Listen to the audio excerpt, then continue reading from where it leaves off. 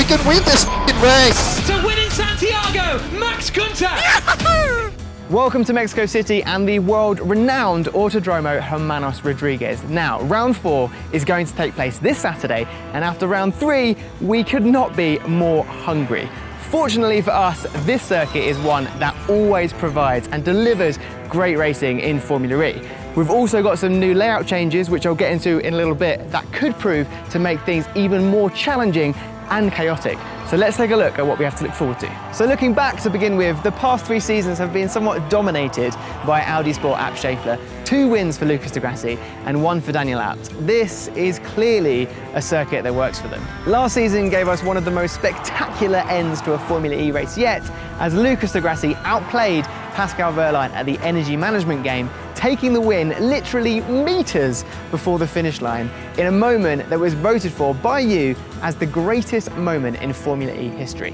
Di Grassi already has a podium this season, so could we see Lucas dominate here again, or does the new layout mean all bets are off? One thing that's for sure is we can expect even more energy management chaos towards the business end of the race. Conditions here can be tricky thanks to temperature and altitude, and high heat can result in drivers having to adjust their driving style to manage their battery temperatures, something that Costa and Evans learned the hard way in Santiago, after both of them were forced to slow down at different points of the race and give up a potential race win. So the teams would have been working tirelessly to find the perfect strategy to extract the most from the cars without consequence. Strategy and battery management and the communication of that during the race in Santiago left more than a few drivers frustrated with their teams. So it'll be interesting to see what's been learned since then.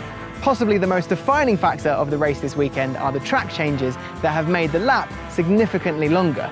The first 2 corners are the same as we know it, starting with this opening right-hander leading into the long right-forming turn 2. Then there's a new turn 3, a left-hander that will lead into a new 4-turn sequence. Looping around a hairpin, turn 6 and 7 bring the cars back onto the familiar layout, leading into the legendary Forosol Stadium section. And the final change being the removal of the tight chicane on the Peraltada curve that brings the lap to a close. The Mexico City circuit is already one of the fastest on the Formula E calendar, and now we've got these new straights, speeds are going to be even higher. Last time out, Maximilian Günther took the win and became the youngest driver to win a Formula E race. Now, he's shown plenty of class in other series, but now is becoming a real rising star in Formula E as well.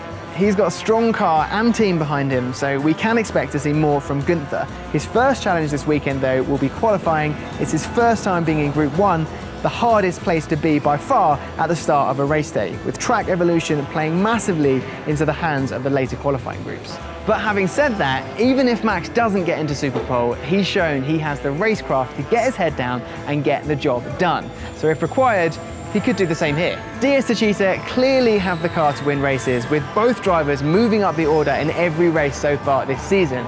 But a few incidents, some team communication mishaps, alongside a little bit of bad luck, have left them with less points than we'd expect them to have at this point in the season, especially considering the more than capable machinery and drivers they have at their disposal. JeanEric Vernon is yet to make a significant mark on the championship, 4 points to his name and 2 DNFs in a row for the reigning champ.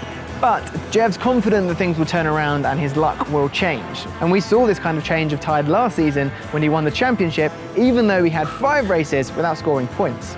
It's foolish to rule anyone out of contention at this point of the season, considering how quickly things can change in Formula E, especially someone of Jev's caliber. His teammate Antonio Felix da Costa moved from BMW i Andretti Motorsport to see the blue and white race suit he used to wear sit on the top step of the podium in the last 2 races, including the driver that replaced him. But surely a win for da Costa is on the cards. A penalty in round 2 after battling at the front of the pack, narrowly missing out on the win in the final lap in Santiago.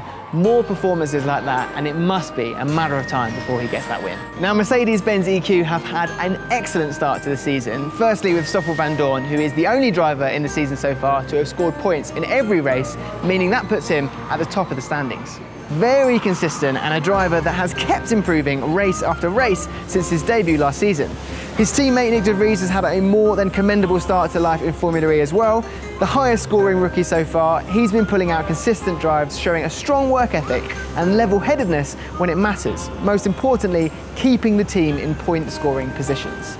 And if it wasn't for a team infringement that resulted in a 5-second penalty, Nick would have been on the podium in Santiago.